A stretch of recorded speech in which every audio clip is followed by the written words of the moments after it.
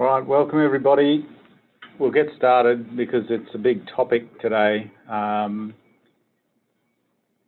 tried to pack as much in as I can to cover this topic, but we're going to be skipping over a few areas, and that's going to be some of the places. Maybe you can ask a question at the end, but perhaps it's something that just going to have to work on later. We'll see how many questions we can get to as we get to the end. We're going to have 34 people registered today, so it's a bit of a bigger way of doing it, which is good, but it might generate some good questions. If you have a question, please put it into the Q&A rather than in the chat, so we'll get to them at the end if there's any questions along the way, and depending on how many people want to hang around, we'll see what we can do with the questions. The only other thing is that it is a long topic, so if you have to go, if there's other things on, I will hopefully be able to just trim off the ends and post it up on YouTube. So we'll put it up there so you can watch it later, or anyone who misses the presentation can watch it there. So we'll get underway. We've got most people here now, which is good. And just remember, any questions, put them in the Q&A. We'll get to them at the end, so we're not stopping too often along the way. I did get everyone's questions in the registration, which is good, and I've tried to incorporate the questions that we had in the presentation here. So, nerve compressions in the upper limb. The goals today, we'll go over a little bit of pathophysiology, but I cut a lot of it out because you can get really bogged down in it. It's something you probably have to know from your basic physiology, but we'll do a couple of basic things because it's important to pathogenesis of disease, particularly when we're talking about compression points. The main thing, the core of this whole thing, is anatomy of the upper limb nerves and those compression points. That's the gold.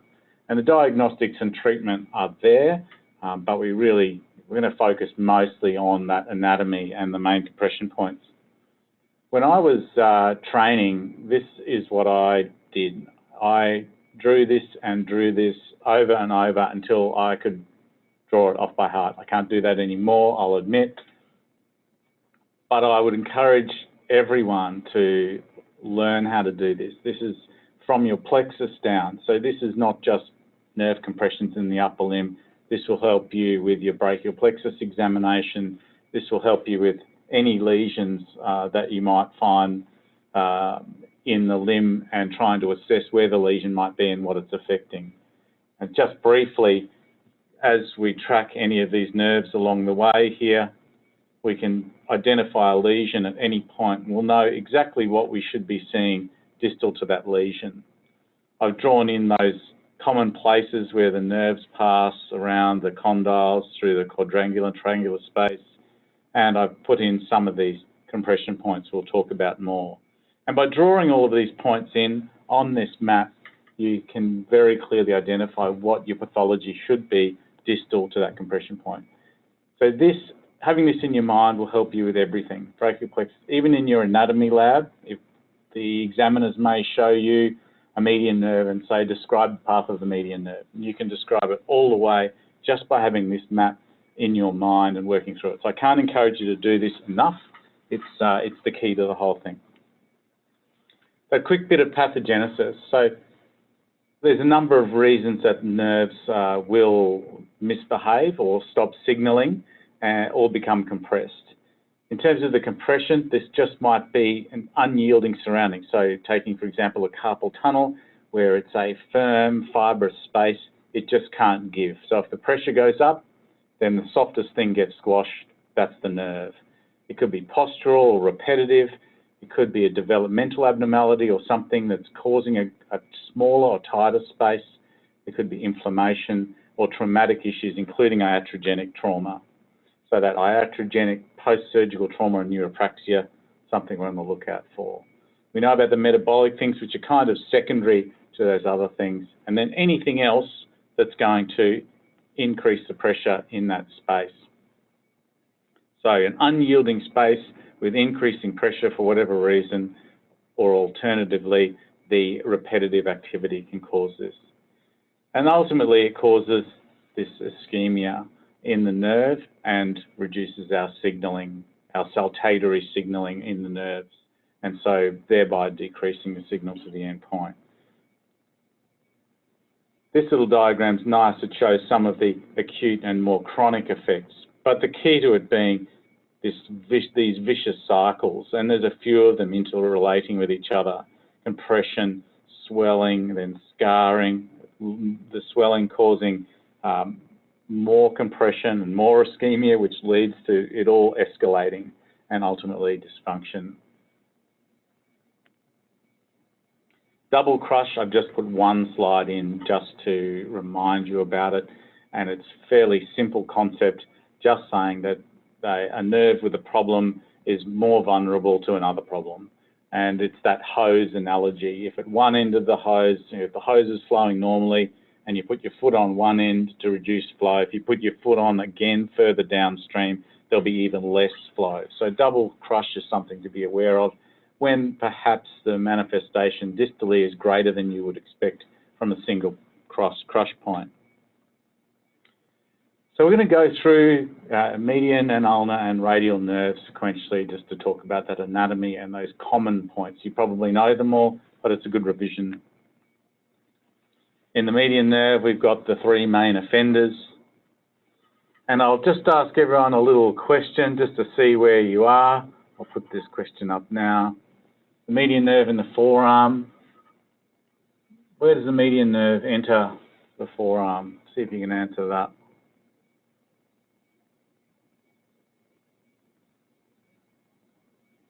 A few good guesses there.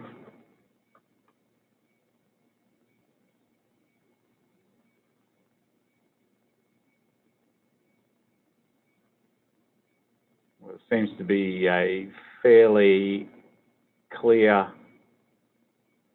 winner there with the pronator teres.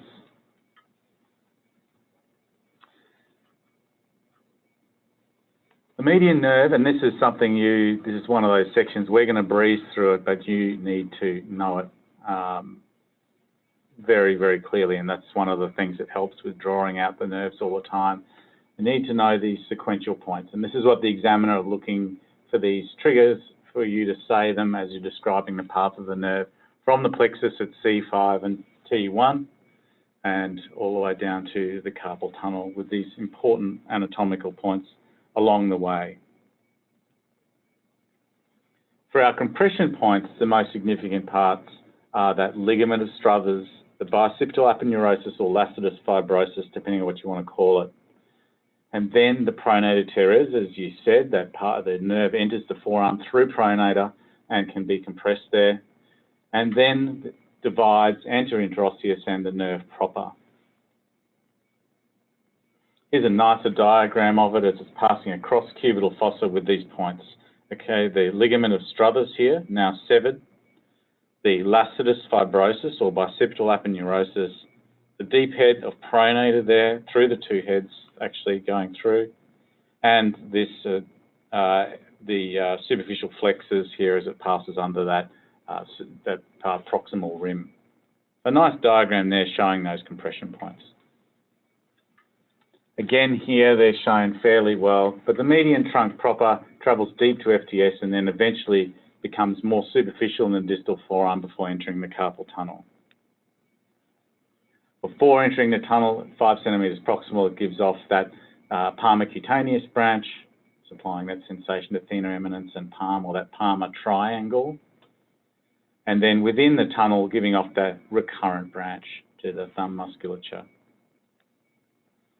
An important point to note, we're not going to labour it, but is that, but it is like cannon fodder for the examiners, is the variations in the recurrent nerve anatomy, and a nice little thing to be able to remember and spruik off. In reality, the variations are fairly uncommon, like the transligamentous is pretty uncommon, but it's a good thing to know about. Another little poll here. Which of the following is a median nerve compression point at the elbow? And this is just to see if you were paying attention because we've just covered it. I'll give you a minute on that one.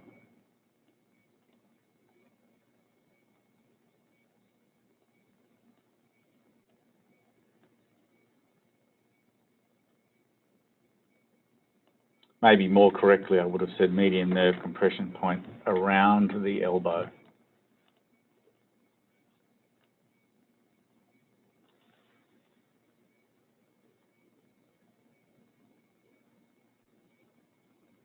Oh, we've got 76% of us have had a vote, with all of the above being the winner, and in fact that is correct. That's what we just talked about.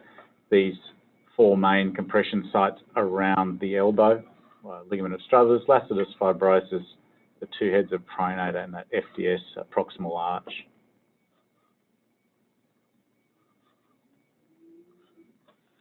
All right, moving on. Now, pronator syndrome is kind of a blanket diagnosis that's talked about, and it can refer to any of those compression points. So you might hear pronator syndrome, but it's often used as a blanket term for those 4 points around the elbow. So trying to distinguish them is something that is a little difficult. But importantly, we need to, the most important thing with pronator syndrome or proximal median nerve compression is you have to differentiate it from the carpal tunnel syndrome, because there are similarities in numbness. There's the paresthesia, obviously the distribution is the same. The thenar muscular, so the downstream muscles, can be affected in a similar fashion. But unlike carpal tunnel syndrome, the nocturnal symptoms are not there, the tunnels at the wrist is not there, and although they may have a conduction delay, we don't see that on the nerve conduction studies. There may also be weakness in the anterior interosseous nerve, which is an important clue that we're looking at a proximal compression point. Again, remembering our big nerve diagram where we draw our compression point, and everything downstream is going to be affected.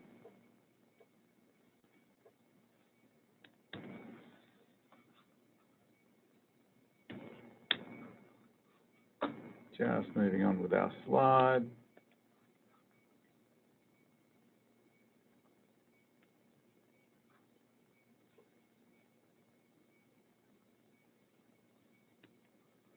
One moment while I've got a slide jam.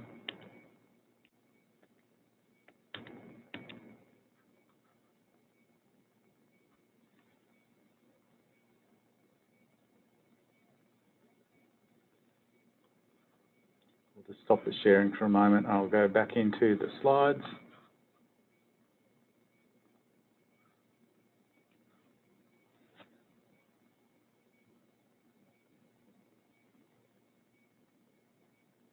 There we go, we are back. Okay, apologies. So the pronator presentation, aside from those similarities, has some differences, and then the presentation is more with this deep ache in the proximal forearm that increases with activity. It's particularly if it's the pronator heads that are causing the problem, they're going to be worse with activity. And the Tunnel sign is going to be more proximal over the forearm. There's a lot of talk about lacetus syndrome at the moment, but essentially it's the same for all of these compression points. There's some provocative tests to try and differentiate between those 4 points. So whether you've got that proximal to cubital tunnel ligament of Struthers, so resisted or flexion may cause that. The lacetus, pronator, and the FDS fibrous arch will all have slightly different presentations. In practice, they're all pretty rare, maybe with the exception of the lacetus syndrome. So you don't get to practice this very often. It's difficult to tease out, because vastly more common is carpal tunnel syndrome.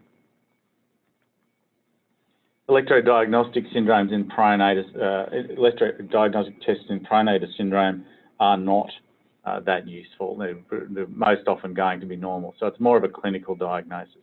Still important to do because we're trying to eliminate carpal tunnel and we're trying to eliminate double crush. In anterior interosseous syndrome, it's more going to be that distal point and actually within the pronator. It's going to be more isolated and it's going to affect those muscular branches of the AIN only. So they get a very vague and deep pain. They don't have a sensory disturbance. And the clincher is that disturbance of FDP and FPL, or FDP to index finger and FPL. So you get that characteristic, failure of the O sign posture. So there's a few things that might be compressing it around that point after AIN comes off median proper. But we get this characteristic position where we're unable to flex. So this is the normal and ability to flex FPL and the FDP to index. And this is the abnormal or failure of the O sign here where we've got that weakness and failure. Electrodiagnostics can be useful here and identify those problems with FDP and FPL. So the EMG is more useful. Another thing that's worth mentioning, again, it's a cannon fodder thing for examiners, they seem to love it, is these anomalous connections or crossovers, the Martin-Gruber, which occurs in the proximal forearm between median and ulnar, and the Riche-Canoe. And that's, although common, it's occurring within the hand, between the motor branches. So they do occur and they can create a little bit of a problem with diagnostics. And one of those is in the presentation of AIN palsy. So to see what everyone's knowledge with regards to this might be, we'll launch another little poll here if I can. And just ask how a Martin-Gruber anastomosis might present in an AIN palsy. So if you have an AIN palsy and you've got Martin-Gruber, what might you see? And this is not that uncommon. Well, when I say that, I've seen 2 in the last couple of years that have been misdiagnosed. Oh, no one wants to throw their hat in the ring on this one. So remembering that our Martin-Gruber is in the forearm, anomalous connections of motor fibres in the proximal forearm between median and ulnar.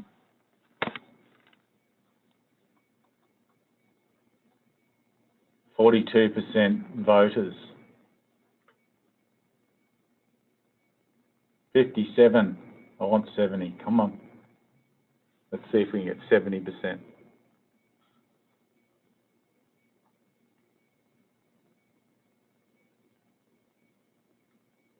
Oh, 67. That's not bad. Okay. So that one is a bit tricky. The crossover often results in an isolated FPL palsy. So the patient will present with failure of thumb flexion, and it's thought to be a tendon rupture initially. So they'll present a spontaneous failure of FPL, and everyone will think it's a Manifelt or a spontaneous FPL rupture. But the crossover has merely made them very ulnar dominant, and their FDP is supplied by the ulnar. So you're going to have normal FDP function with an isolated failure of FPL. So I've seen that twice in the last 2 years.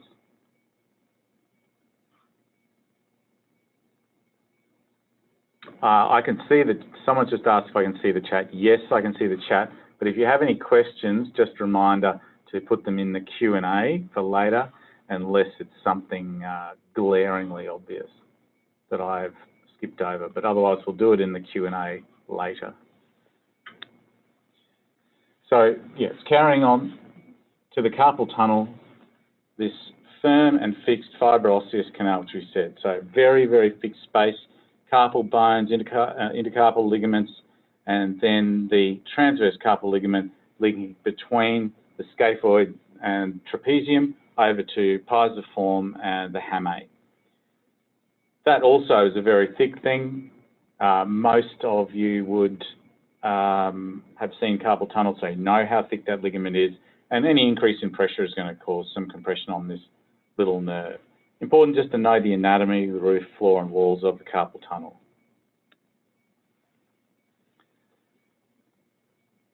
Everyone should know these symptoms, fairly common pain and paresthesia, radial side, worse at night, that classical night waking with numb hand. Often they'll describe it as the whole hand is numb.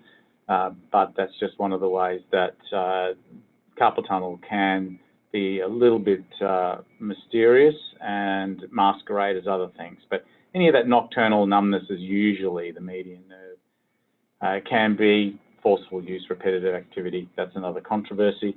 And the motor function and wasting is often late. Nerve conduction studies I do on everybody. Although there's a false negative and we have to have a way of dealing with nerve conduction negative carpal tunnel syndrome, most of the time it does provide a qualification and quantification of the diagnosis, and that's important. Is it really compressed where we think it is, and how badly? Not only gives us an idea of that and a baseline, it assists us with post-operative management. So if things aren't going well, we've got something we can measure again. I do them in everybody. It is controversial, but I find them very useful, particularly if things aren't going well afterwards, and particularly in a medico-legal setting. The carpal tunnel syndrome, conservative versus surgical management. We can try conservative a lot of the time for that mild or mild to moderate. Another reason why the nerve conductions are good. We might have an idea the nerve's not that badly injured, so we're going to be conservative about it. And we try initially with splinting to stop the provocative positions at night as they're sleeping and getting numbness. And then we might sometimes add a steroid injection. I'm a little reserved about steroid injections. I use them sometimes for diagnostics. So in that nerve conduction study negative group, I might use a steroid injection for qualification of diagnosis, and rarely for treatment. If someone's not suitable for surgery, third trimester pregnancy, those sorts of people I may use. And then there's other things in terms of behavioural modification, ergonomic adjustments, etc. If they don't respond in a reasonable time and it's affecting their life, we move on to surgery, which is really effective. It's one of the nicest operations we can do.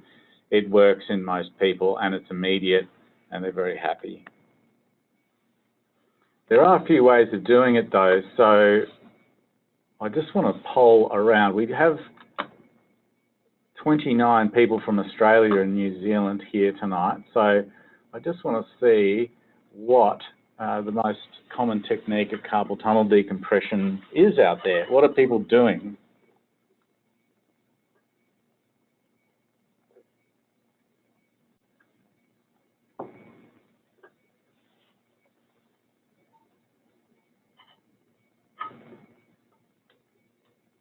There you go. Very interesting.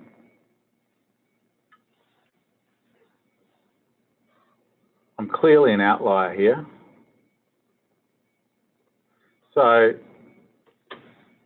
76% have seen standard open the most, and only 4% doing endoscopic. I do endoscopic almost exclusively. Personal preference, I like the recovery time being a bit faster, but there's absolutely nothing wrong with the other techniques. I just thought that was interesting to see what's being done out there. And move on to ulnar nerve compression syndromes. So two main ones here, the cubital tunnel and the ulnar tunnel.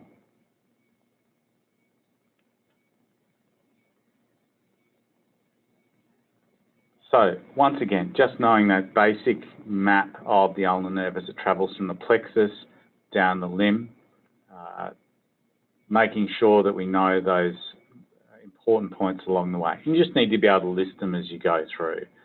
Unlike median nerve, all of the nerves enter through a particular muscle. In this case, it's FCU. Again, we won't run through this in detail. This is anatomy revision. Know the points as it goes down and where it's travelling.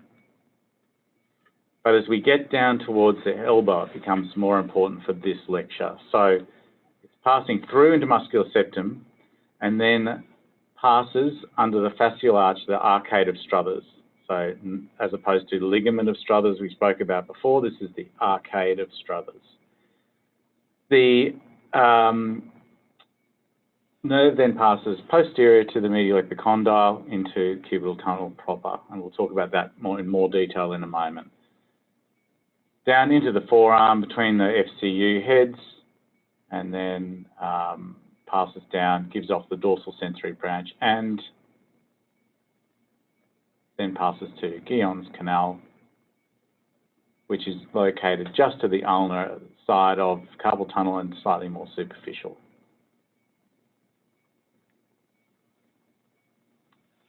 In the hand, it's got a deep motor branch which passes around to our intrinsics, and then a superficial branch supplying that ulnar digit and a half. Ulnar tunnel syndrome, so the cubital tunnel will go in reverse, is unusual. It's pretty rare to see an entrapment in Guillon's canal. We can see just from our diagram a second ago, it's not like carpal tunnel, it's not as fixed a space, so it's rarer to see it. We do see it every now and then. Often it's not definitively motor and sensory at the same time. It can be mixed, or it can be purely motor without a sensory deficit. So it's a little bit more mysterious as it presents. Some things that might give you a clue is a fall or a blow using the heel of the hand, and then space-occupying lesions around the area, ganglia, or pseudoaneurysms, which again may occur in that hypothena hammer type situation. Within the canal is the nerve and the artery, which is why the pseudoaneurysm can be a problem. And then, as I said, it's weaker than the flexor retinaculum. So it's a bit more ability for any swelling and inflammation to have a bit of give and not cause as much compression.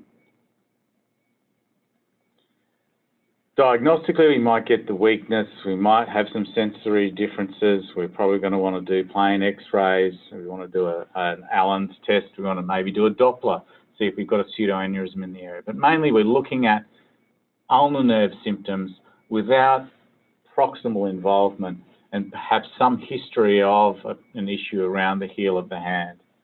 And the nerve conduction studies will be helpful in this case. If there's a traumatic cause, if it is trauma or blow there, we might just treat them conservatively. Very rarely do we have to do a decompression of Guillon's, but every now and then we may have to do it. I'd be basing that very heavily on the severity of symptoms and that nerve conduction study. Cubital tunnel syndrome is the main offender for the ulnar nerve though, and it's second most common to carpal tunnel syndrome. So carpal tunnel, cubital tunnel are the big two. Now it might be any of those things we spoke about in the first slide. Unyielding anatomy, congenital deformation, trauma, fracture in the area, etc. Or even, local blow. Repetitive activity sometimes. They will get the sensory disturbance in the ulnar nerve, often provoked by posture of the elbow, and they will see some muscular problems as well, with the ulnar paradox in mind.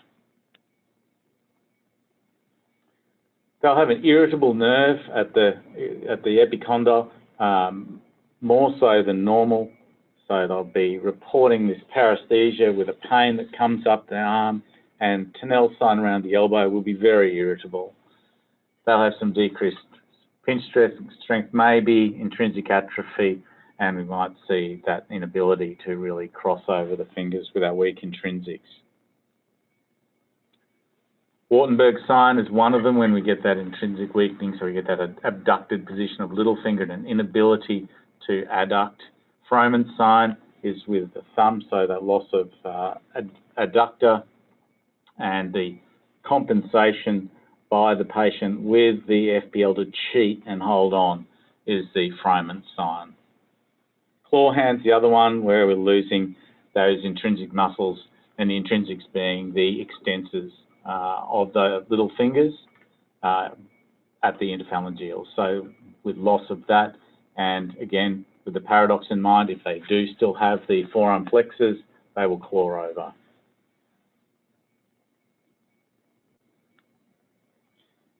Elbow flexion, Tinel's around the elbow. There's not a lot. It's just going to be about elbow posture and then telling you they're going numb.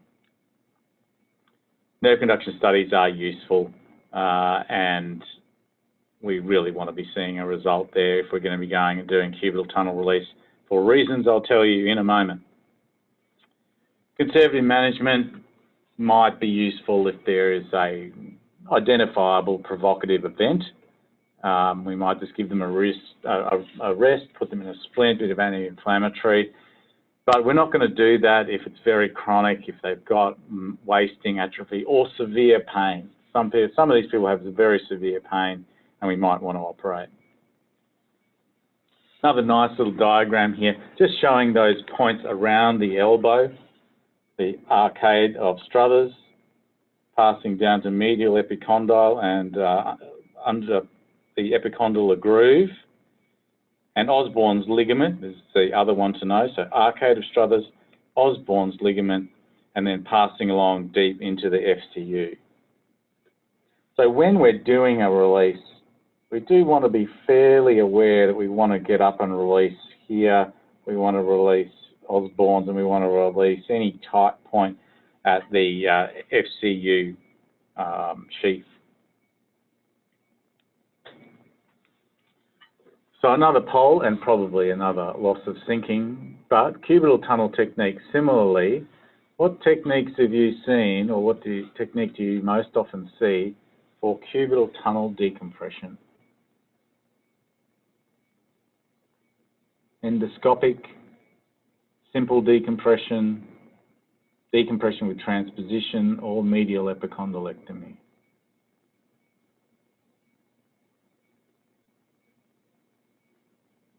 Endoscopic in the ulnar nerve is one of those ones that kind of went in and out pretty fast.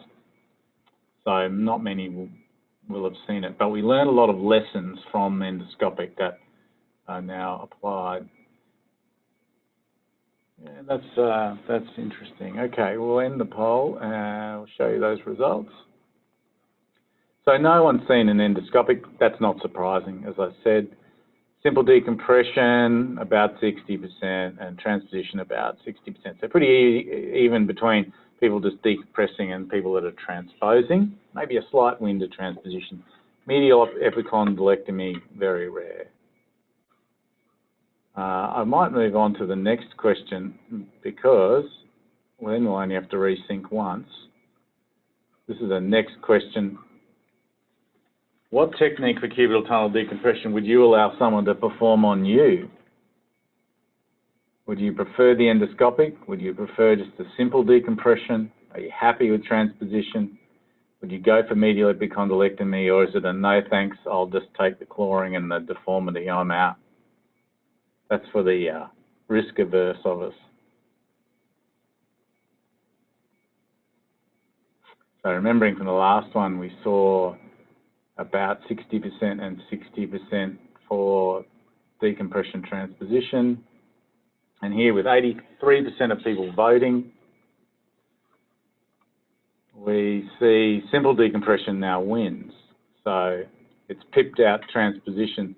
Medial epicondylectomy is thankfully pretty rare. Okay, well let's do this because we know we're going to have to get synced back up. So that's interesting. We're going to talk about why I put that last question in there in a moment, because I've already alluded to the fact that we want to be even more certain about cubital tunnel syndrome before we operate. And the reason for that is that the surgery is a lot less benign. Carpal tunnel, we release it, they're happy, symptoms are gone, fairly simple recovery most of the time. Cubital tunnel can grumble on. It's quite painful. It's it's in an uncomfortable spot. It goes on for a lot longer. The scar is sore, and it's just not as satisfying. Out of those four approaches, simple decompression, the epicondylectomy, and then transposition, I have moved, and this is personal preference, I have moved via endoscopic to simple decompression. So I went on a bit of an endoscopic phase and doing that through the work of Hoffman, who showed that it was effective. As long as you get proximally up to the proximal and distal enough, I've moved this to simple decompression through a relatively small incision, and it works most of the time. So I used to transpose. I'm horrified by medial epicondylectomy, and I find now that minimal nerve handling is the way to go. So the keys are to protect the little cutaneous nerves and to make sure you're releasing up to the arcade of Struthers and Osborne's ligament and splitting that FCU. So if we remember that diagram, if we're getting those 3 points, then they are going to be most of the time the problem. Now the difference might be if your nerve is grossly unstable and it's flopping around and symptomatic. You might transpose for stability. But if the nerve's not sitting in the tunnel and it's got a big thick Osborne's ligament over it, then transposing it achieves nothing. Just looking at this dissection, we got our ulnar nerve passing along there behind the epicondyle. And to transpose it, you have to dissect it quite a long way and devascularize a large section of this nerve in order to get it anterior up here. And people had a lot of neuropraxic pain when I was doing this. They're really uncomfortable. And the theory is that by devascularizing the nerve and disturbing it this much, you're really injuring it quite a lot. So less is more. Now I do as little as possible. I leave all the posterior attachments, all the deep attachments and vascular attachments intact. I just release the tight points and I get out of dodge and leave them alone. I think they recover better. Over to you. You'll have to build a preference on that, but it's something to consider. If I was having this, I would want the minimum done. Radial nerve compression. Again, just knowing our map of radial nerve on that diagram, being able to just describe it from the plexus with your eyes closed. Describe it from the plexus all the way down so the examiner is just bored to death with you. As soon as you start talking about it in detail, they are going to go to sleep. These little funny areas around here with the quadrangular and triangular space, again, they're little bits and pieces in that the examiners like to ask, but clinically not terribly important. As it spirals around the spiral groove of the humerus, it is important. Got to be sensitive here, maybe from trauma and maybe from iatrogenic trauma, or maybe a combination of both. But if anything's been in this area, you have to suspect maybe the nerve's in trouble. So it's traveling around there. It's very close to the bone. It's a little vulnerable. And then passing around laterally to supply the brachioradialis and the long extensors. At the elbow, or just after, the radial nerve divides up. We've got that superficial sensory division, which travels on the deep aspect of the brachioradialis for a while before becoming more superficial and emerging at our radial wrist as the superficial radial nerve. The deep motor branch is posterior interosseous, passing down along under those fibers of supinator. So again, the entry muscle here is supinator, and the arcade of Frosch. So looking here, we're talking the the radial's coming along, it's giving off our superficial radial, passing along the undersurface of brachioradialis, and then our posterior interosseous here going along, and the fibrous margin of supinator, or the arcade of Frosch, is one of those compression points there for posterior interosseous. Again, I'm just looking at this a different way. Posterior interosseous here, our supinator, and that arcade of Frosch. Radial tunnel is usually heralded by pain in that extensor mass, often misdiagnosed as lateral epicondylitis, which is not far away up here. It's just distal to that in that extensor mass.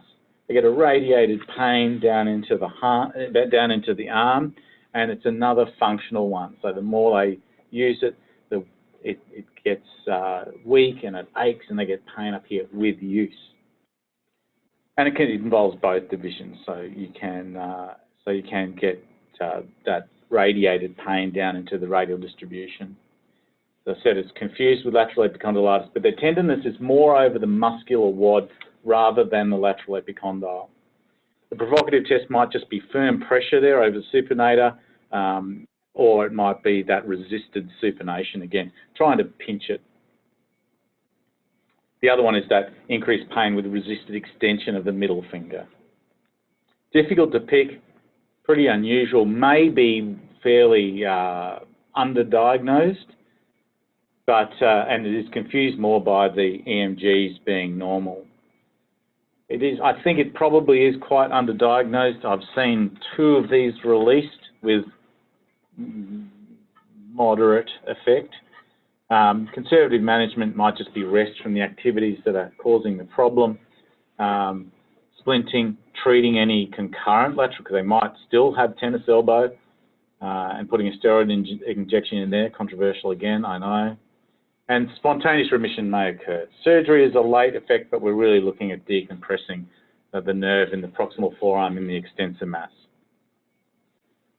So we want to release that arcade approach we're talking about, a vascular lesion of Henry to small proximal. So posterior interosseous nerve syndrome or palsy, yeah, correct. So just sort of, this one's slightly more distal, so we're not, sorry, got a loss there. Slightly more distal, not affecting the superficial radial. The presentation is similar, but more of a vague ache. And they've got weakness of digital extensors, and the clue is that lack of sensory disturbance. Fairly rare, this one. I don't think I've seen one in the last 5 years. So we're looking at weakness of extensors without sensory disturbance. And again, just relating it back to the big diagram of the nerves, if we're drawing in the point of compression, we can see we must be distal to the sensory takeoff, and we're in posterior interosseous nerve proper. We may have some assistance from EMG. Again, trying to treat conservatively, pretty unusual, this one. Quick little question, what is Wartenberg's syndrome? We'll just ask that one. What is Wartenberg's syndrome?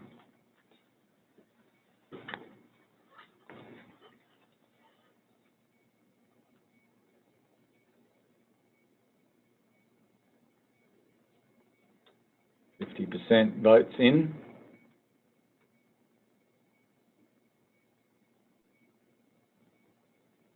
Of course, it's not osteonecrosis of the lunate. So I'm glad no one picked that. We are 76%. There we go, 80%. That's good enough for us. So Linda will share the poll. So there is confusion between Wartenberg's sign, which is the one we just spoke about a moment ago, that failure to adduct little finger because of ulnar nerve palsy, and Wartenberg's syndrome, which is compression of the superficial radial nerve. So we did well, 67% getting that right. Okay, Wartenberg syndrome, superficial branch of radial nerve, causing those symptoms on the dorsal-radial hand in the radial nerve distribution, and just where it's being compressed as it's emerging from beneath the muscles. So they're getting pain, paresthesia in the dorsal hand with forearm pronation. They can be confused with the quervains, which is not far away, which is the first dorsal compartment tendon, tenus novatus. Dorsal pronation may make it worse because it tightens the brachioradialis. And electrodiagnostic studies may help, but really, we're really looking for that isolated radial nerve problem with provocation by brachioradialis, and we might qualify that with a local anaesthetic blocker and injection around the area. If it makes it go away, we know we've got a compression point. We just have to release it surgically if giving it a rest doesn't settle it down. Pretty uncommon, that one as well. So there are radial nerve compression points and anatomy. Just a couple of other points I wanted to mention before we get on to the Q&As. Incomplete release and recurrent symptoms. Someone asked about this in our pre-webinar survey. Thankfully, they're rare, but it's very important to do your pre-up workup properly. So this is where things like nerve conduction studies or any other investigation really comes into play. If we properly made the diagnosis, then it's going to be less likely we're going to fail. But also, if we've made the diagnosis and we have data and we have numbers, then it's going to be easy for us to compare back to before. And check, like with our nerve conductions, have we actually seen an improvement on the numbers? So the patient may report, it's no better, I still have numbness, it's terrible, it's a disaster, it's all failed. But then looking at our numbers on nerve conductions, we can see that there is an improvement on the numbers and we can reassure them. If we don't have that and the symptoms are escalating, we may be more inclined to go in and have a look, particularly if we've done open surgery, we've done invasive surgery, and they're saying it's all completely numb. Before it was tingling and now it's dead, completely numb. If we don't have anything that we can test, then we may go and have a look. But we have to expect some degree of neuropraxia. We've handled the nerve. Nerves are very temperamental. It will shut down for a while. So we expect some neuropraxia, but we would expect partial neuropraxia. Some components, some fibres affected, others not, and some degree of resolution. If we've got dense numbness or we've got no improvement, we should go and have a look. That's where we'll be concerned. So incomplete release might be heralded by prominent ongoing symptoms and no resolution, but the recurrent symptoms may be very, very late. So we can expect if we do a carpal tunnel, maybe 20, 30 years later, they can get it back. The retinaculum reconstitutes, arthritis progresses, and the problem can come back. But we would not expect recurrent symptoms within a year of a 30-year-old postpartum lady. So there's some circumstances where recurrence is common and others where it is not.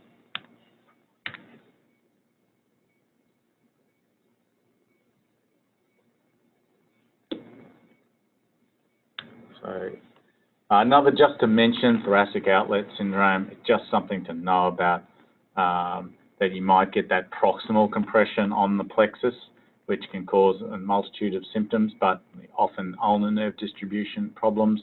So it's something that if your investigations aren't adding up, it's not sounding right, they've got more specific numbness and symptoms that don't relate to a more distal nerve compression, then you might be looking at that. Again, our diagram will help us with this. So just something to keep in mind if you're looking and saying this doesn't fit with ulnar nerve, cubital or ulnar tunnel syndrome, but I've got intrinsic wasting, I've got ulnar distribution, or something's not right, then we might be just looking a bit further up at that thoracic outlet problem.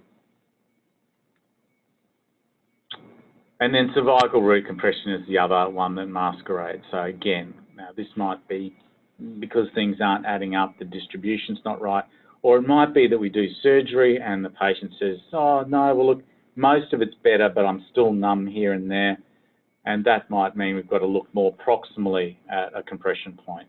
It might be a double crush scenario where we've got a cervical root compression, but our nerve conduction told us we also had a carpal tunnel decompression.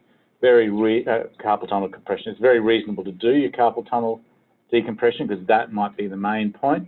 But if there's residual symptoms, we may need to look up in the neck. So again, something just to have in mind.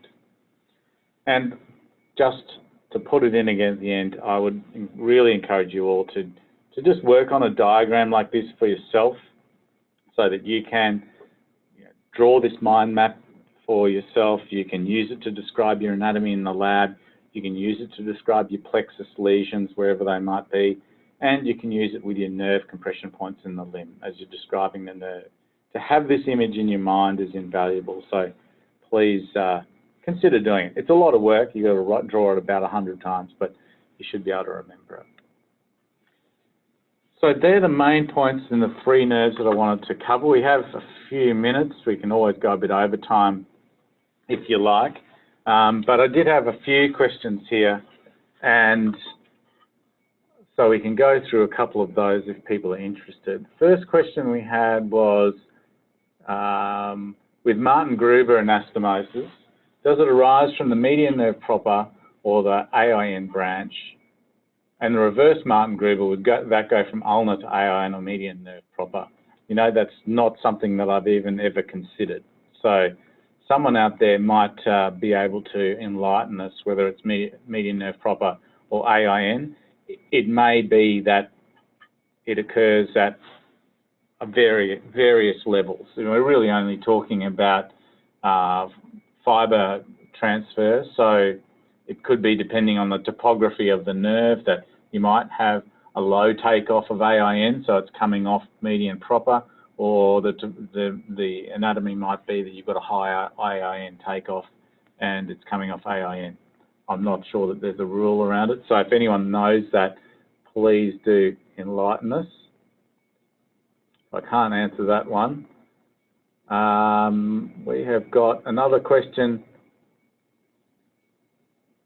How do you predict median nerve motor branch anomalies when doing an endoscopic release? Well, you don't predict them, but you look for the recurrent branch. So when we're doing an endoscopic, we want to see a very clear view of the retinacular fibres. We want to make sure that there's nothing nerve-like around, there's nothing passing through, there's nothing passing across. I have seen a recurrent branch a couple of times and just pushed it out of the way. We can't predict where they're going to be, we just have to be very cautious about it. So yeah, we're not predicting it. Another question, do we get a claw deformity in cubital tunnel syndrome? Gee, I wish I could ask someone. That should be one of the candidates answering that. So, well, the answer is it depends. So remembering we get a claw because we've got the unbalanced action of our ulnar long flexors with a palsy of our extrinsic extensors. So if we also have a palsy of our long ulnar flexors, we won't get a claw. That's the paradox. The more proximal and the more severe the compression is, the less the deformity in the hand. So again, if we have got a compression in the cubital tunnel that's affecting the fibres to our intrinsics, but for some reason not putting as much pressure on our on our long flexor nerves, we may see that long flexor is functioning, but the intrinsics not functioning. We would get a claw. But we might see no claw deformity, which is much more classic of a proximal compression and seeing everything out. And then we don't have those flexors pulling against the fingers. Hopefully that answers the question. So it's a yes and a no. What recurrence rate should we aim for when performing cubital tunnel release? I'm trying to think if I've ever seen a recurrence. I don't think that I ever have. So I would think your recurrence rate is very low. It seems, particularly if we do have one of those real anatomical compression points. So, if we've released our compression points and the nerve is now happy, I don't think it comes back. If they are unstable and we don't stabilise them, we might see recurrent symptoms a lot earlier. But although I said cubital tunnel release is not satisfying because it's a bigger operation, it's reasonably satisfying because if it's fixed, it tends to be fixed.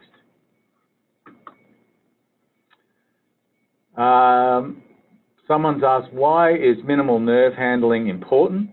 Well, for all those reasons we listed in the first slide. So if we cause swelling and edema within the nerve, we can affect our vascularity, causing ischemia, causing loss of signaling. So anything that disrupts the vascular supply and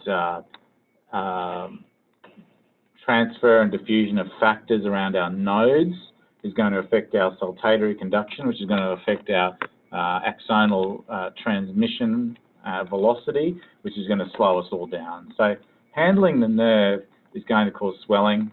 If we're dissecting off all those deep vascular connections, it's going to cause ischemia.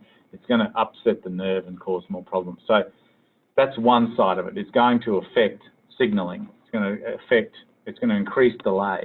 And the other is it's going to be painful. So the more you handle a nerve, the more of a neuropraxia you're going to get, the more pain, and the more likely someone out there is going to put them on some poisonous drug to try and make it better. So minimal handling is important in all of your plastic surgery. Minimal handling of your soft tissues, but particularly minimal handling of your neurovascular structures and your nerves. These big nerve trunks are very irritable. Leave them alone as much as you can. And one last question, the difference in an anatomical site of compression between I don't know what this question says, post-interest compression and radial tunnel syndrome. I'm not sure. It might be not sure what that is. I think it might be posterior interosseous syndrome and radial tunnel syndrome. So, as you mentioned, the posterior interosseous syndrome affects posterior interosseous nerve only and is more distal, the compression point. I think that's what you're saying. Whereas the compression point in radial tunnel syndrome is more proximal and affects both the motor and sensory branch. And what is your endoscopic technique for carpal tunnel? I use a 2-port standard Chow technique, so the Smith & Nephew Chow kit, with a port side just to the ulnar side of the palmaris, and then a port site just in the middle of the palm. We run our trocar through there, camera goes in distal, instruments through proximal. I like to use 2 hands, probably comes from old general surgery days, and I just feel nice with being able to use 2 hands to operate. And it's, touch wood, it's not failed me yet, so standard 2-port Chow technique. I have converted once to open for bleeding, and so conversion rate for me, thankfully, is very low. Local versus local sedation. I do both. I do patient preference. So I don't. The tsunami of do everything under local only is great, but I still believe patients got a preference. So I tell them, if you don't want to have an anaesthetic, I'll do it under local. But if you don't want me playing around in your hand while you're awake, then we'll put you to sleep. And probably about a 60% take the sedation, and we just do a twilight anaesthetic sedation, and the other 40% would have it under local. There are also financial concerns there as well. So some people have it under local because they don't want an anaesthetist bill, but that's their call. So I present both options to them, and it works both ways with good blocks. All right, that's the last of the questions we had. Does anyone else have a question? It's very encouraging. We've still got 30 people on online. So if no one's got any questions, then, oh, hang on, here we go. Oh, someone's asked again about minimal nerve handling. Why is it important? Well, I think I answered that. Hands up if you think I answered minimal nerve handling. Yeah, I think I did. Look, the basic thing is that handling causes trauma. Trauma is not good for the nerve, and I think it, or I don't think, I know that it causes problems and a slower recovery. So any other questions? No, I've answered that. Okay, so thanks for coming along. It's been, it's really encouraging to have 30 people from Australia and New Zealand to talk. I would be very happy to do it all again for you. If you're keen on more topics, let us know a topic. I can do another one whenever you like. No sweat for me. I have recorded this, so I'll post it to YouTube, and we'll send out a link. If you want to watch it again or get any of the slides, they'll be available to you. So I'm just looking, someone sent me a, oh, that's good, well, a couple of thank yous. So, yeah, let me know. Happy to do it again as often as you like, and hopefully you like this format. I think it's better than the Brady Bunch Zooms. It's nicer to be a bit more anonymous, and hopefully we got the information across that you wanted. So please get in touch. When you leave, you'll probably have a little feedback form. I would love some feedback and topics for next time. And somebody let me know when you'd like another one. And if I don't hear from you, I'll do one in 2 weeks anyway. All right, so thanks everybody. That's the end for today. We'll see you again soon, hopefully.